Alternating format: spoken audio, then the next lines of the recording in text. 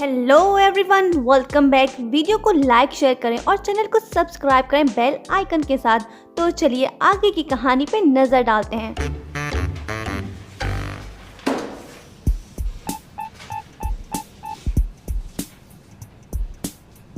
Danny की help से येजी और उसके फ्रेंड्स एग्जाम पास कर लेते हैं और खुशी में नाचने लगते हैं। उन सब के पास होने की खुशी दिखाई जाती है हमें। नेक्स्ट डे जब डैनी भागते हुए स्कूल जा रहा होता है तो तभी शिनी उसे देख लेती है और वो ख्यालों की दुनिया में खो जाती है जहां वो डैनी के साथ होती है। दोनों खुश होते हैं रिलेशनशिप में। डे ड्रीमिंग एंड होती है। शिनी फील करती है कि डैनी उससे आगे निकल चुका है और वो पीछे रह गई है। स्कूल में स्टूडेंट्स गपशप में लगे होते हैं कि तभी खड़ूस डायरेक्टर एंटर होता है और क्लास की दीवार की तरफ देख उसका खून जल जाता है क्योंकि वॉल पे किसी ने पेंटिंग बनाई है। वो मॉनिटर येजी क्लास कमिश्नर डैनी और उसके फ्रेंड से इन्वेस्टिगेट करता है इस बारे में, पर वो कहते हैं कि हमें कोई आइडिया नहीं कि ये किसका काम है। जिसके बाद वो उस पर्सन को पकड़ने को कहता है जिसने ड्रॉ किया है। डायरेक्टर की डांट सुनने के बाद येजी डैनी दोनों क्लास में सबसे पूछने लगते हैं कि किसने ये ड्रॉ किया है, पर कोई जवाब नहीं देता। सब के सब खामोश होते हैं। स्कूल में ज़्यादातर स्टूडेंट्स शक करने लगते हैं कि ये आर्ट येजी की ड्राइंग से मिलती जुलती है, मतलब कि मोस्टली स्टूडेंट्स उसे सस्पेक्ट समझते हैं। टीचर वो को येजी पे बिलीव है। वो कहता है उससे कि जल्दी सस्पेक्ट को ढूंढो वरना हर कोई तुम्हें ही सस्पेक्ट समझेगा। उसके बाद येजी को हम परेशान देखते हैं। डैनी उससे पूछता है कि ड्राइंग छाप के बारे में पता चला कि कौन कर रहा है ये हरकतें, पर येजी मायूस है क्योंकि किसी ने भी कन्फेस नहीं किया। येजी कहती है मैं रहम दिल हूँ, पर वो आके कन्फेस क्यों नहीं करते। ये सुन के डैनी का फेस हंसने जैसा हो जाता है क्योंकि वो समझता है कि ये रहम दिल हरगिज नहीं। येजी कहती है कि अब मुझे ही कुछ करना होगी। रात को घर पे वो खाना तक नहीं खा पाती क्योंकि सब उसे ब्लेम कर रहे हैं। ब्रदर उसे कहता है कि प्रॉब्लम्स को सॉल्व करो ना कि टेंशन लो। दूसरी तरफ शिनी को हम खुश देखते हैं। वो भला खुश क्यों ना हो, वो अपने लव डैनी की पिक्चर्स जो देख रही होती है, जिसके बाद वो ख्वाबों की दुनिया में चली जाती है और एस्ट्रोलॉजर गर्ल की प्रेडिक्शंस को याद करती है कि उसने कहा था कि तुम्हारा प्यार तुमसे आके मिलेगा। नेक्स्ट मॉर्निंग येजी खुद को मोटिवेट करते हुए कहती है कि मैं उसे ढूंढूंगी जिसके बाद मैं फेमस हो जाऊंगी, सब हमेशा मुझे याद करेंगे। येजी जोश में तो है, देखते हैं क्या वो पेंटर को ढूंढ पाएगी या नहीं। उसके बाद येजी उस पर्सन की तलाश में लग जाती है। वो हर स्टूडेंट्स पे शक करने लगती है पर वो कुछ मालूम नहीं कर पाती है। वो जाती है आइडल के पास और उसे गौर से देखती है। आइडल हंस के पूछता है येजी कैसी हो, पर वो कहती है कुछ तो तुम मुझसे छुपा रहे हो। आइडल कहता है अच्छा क्या तुम सच में जानना चाहती हो कि मेरे दिल में क्या है। वो शायद येजी को आई लव यू कहना चाहता था, पर कहने से पहले जोशन आ टपकती है जिसके बाद वो बात को गोल कर जाता है। येजी इन्वेस्टिगेट करती है दोनों से, पर आइडल प्रूफ दिखाता है कि मैं अपने फैंस के साथ था।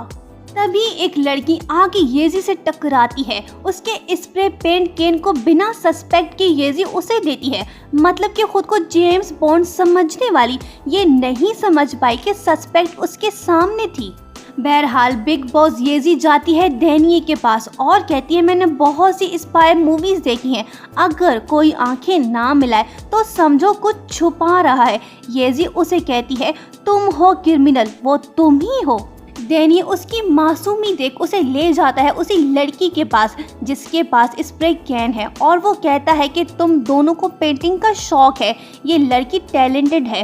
पर येजी पूछती है क्या प्रूफ है। डैनी कहता है प्रूफ तो सामने है, जो इडियट्स होते हैं उन्हें नजर नहीं आता। दोनों की बातें सुन के सस्पेक्ट लड़की क्लास से चली जाती है। डैनी येजी को कहता है कि वो लड़की तुम्हें कभी नहीं बताएगी। कुछ टाइम बाद येजी भी बिलीव करने लगती है डैनी की बातों पे। अब वो उस लड़की पे शक करने लगती है। क्लास 10 से शिनी आके डैनी की पिक्चर्स लेने की कोशिश करती है पर येजी आ जाती है। डैनी बोर्ड साफ करके निकल जाता है, मतलब कि शिनी नाकाम हुई पिक्चर्स लेने में।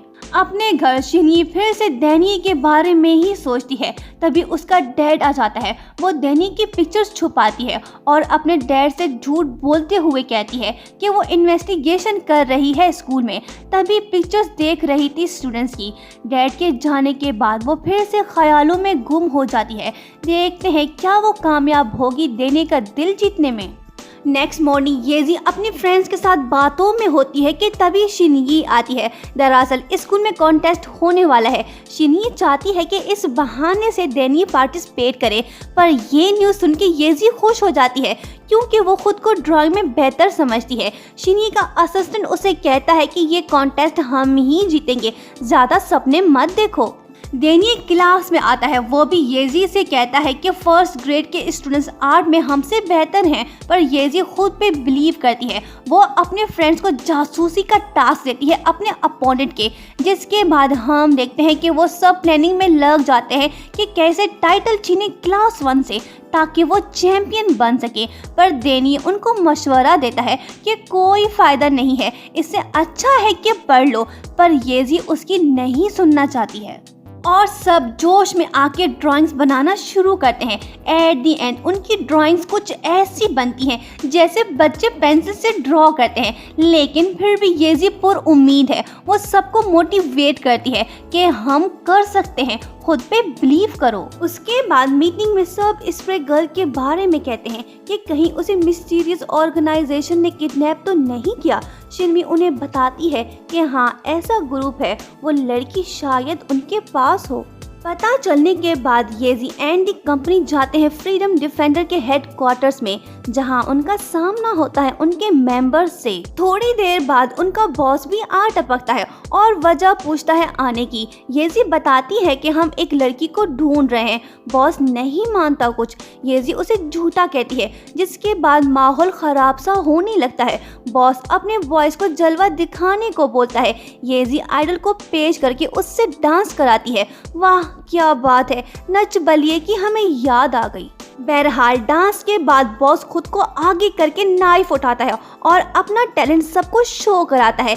क्या अजीब सीन है, लड़ना है तो लड़ो, कभी डांस कभी नाइफ दिखा रहे हैं, एक दूसरे से लड़ नहीं रहे। बहरहाल येजी उसे कहती है ये तो कुछ नहीं, मैं तुम्हें बताती हूँ रियल बॉस कैसी होती है। वो नाइफ उठाती है और अपने असिस्टेंट्स को ऑर्डर देती है कि लाओ डैनी का हाथ, मतलब कि वो एक्सपेरिमेंट डैनी के हाथ पे करना चाहती है, ना कि खुद के हाथ पे। डैनी बेचारा परेशान हो जाता है और दिल में सोचता है अब तो गया।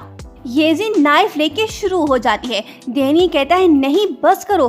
खुशकिस्मती से डैनी सेफ रहता है, पर उसे सदमा लगता है। वो हाथ को देख खुद से कहता है मेरा हाथ, मेरा फ्यूचर, मेरी पढ़ाई, मेरे एग्जाम्स। काफ़ी तू मैं के बाद स्प्रे गर्ल आती है वहाँ और बताती है कि वो येजी की वजह से बिगड़ी थी, क्योंकि वो उसकी आर्ट की इज्जत नहीं करती थी। उसे ब्लैक बोर्ड से आर्ट मिटाने को कहती थी, जिसके बाद उसने वॉल्स पे ड्राइंग बनाना शुरू की, क्योंकि सब उसकी टैलेंट का मजाक उड़ाते थे। सच पता लगने के बाद सब येजी को मशवरा देते हैं कि जल्दी से माफ़ी मांगो और मैटर को ख़त्म करो। येजी पहले तो माफ़ी मांग नहीं पाती, पर जब वो इंग्लिश में सॉरी बोलती है तो डैनी उसे कहता है नहीं, तुम चाइनीज़ में बोलो। एट दी एंड येजी हिम्मत करके माफ़ी मांग ही लेती है। स्प्रे गर्ल भी राज़ी हो जाती है कि अब वो स्कूल वापस आएगी, क्योंकि सबको सच का पता लग चुका है। नेक्स्ट डे येजी उसे कहती है कि कॉन्टेस्ट में तुम हमारी हेल्प करो ताकि हम क्लास 1 को हरा सकें। वो मान जाती है और बोर्ड पे जाके ड्राइंग बनाती है। सब वो देख खुश होते हैं। जूरी टीचर आके ड्राइंग चेक करती है। सब जमा होते हैं, पर फर्स्ट प्लेस क्लास 1 वाले विन कर जाते हैं। शिनी खुश होती है और क्लास 1 वाले येजी को टीज करके कहते हैं कि तुम हमसे कभी नहीं जीत पाओगी। येजी कहती है हम एक दिन तुमसे ज़रूर जीतेंगे। उसके बाद येजी और उसकी कंपनी, जिसमें अब बहुत मेंबर्स हो गए हैं, स्प्रे गर्ल येजी को थैंक्स बोलती है अपॉर्चुनिटी देने के लिए, पर येजी उसे कहती है कि एज अ क्लास मॉनिटर मैं तुम्हें बेस्ट पेंटर का अवार्ड देती हूँ। ये सुन के सब खुश होते हैं और उस लड़की को उठा के सेलिब्रेट करने लगते हैं। मतलब कि येजी जानती है कि हार में भी जीत है। डैनी को येजी की ये बात अच्छी लगती है, पर वो जाहिर नहीं करता कुछ, और यहीं पे पार्ट एंड होता है। हमारी पिछली वीडियो पे सही आंसर दे के ये सब बने हैं Hollywood super commentator. Thank you so much for watching and don't forget to subscribe.